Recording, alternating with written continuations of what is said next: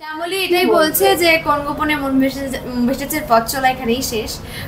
শ্যামলীকে আমি যেমন ভালোবেসেছি ভীষণ, আমি লালন পালন করে বড় করেছি, জন্ম দিয়েছে অন্যকেও, আমি পালন করেছি। আপনারাও সেভাবেই মানে বরণ করে ঘরে তুলেছিলেন, সেই জন্যই এতদিন মানে 1 বছর 8 মাস আপনাদের ঘরের বেডরুমে বা ড্রয়িং রুমে শ্যামলী ছিল। নিশ্চয়ই আবার অন্য কোনো চরিত্রে অন্য কোনো নামে আপনাদের সামনে আসবো। তাই লাস্ট কথাটুকু শ্যামলী না হয় সেটা হিসেবে বলছি, যে নামেই আসি যে পরিচয় আসে আপনারা ভালোবাসা দেবেন এইভাবেই। শ্যামলী অন্যান্য হিরোইনের থেকে একদম আলাদা ছিল প্রথম থেকেই। মানে আমাদের হয়ে গেছে যেরকম ফিমেল সেন্ট্রিক গল্পে যেরকম হয়ে গেছে না, যে মেয়েরা পালে রকেট নিয়েও চলে যাচ্ছে, লঞ্চে করে উঠে যাচ্ছে, মানে যা খুশি তাই করে দিচ্ছে।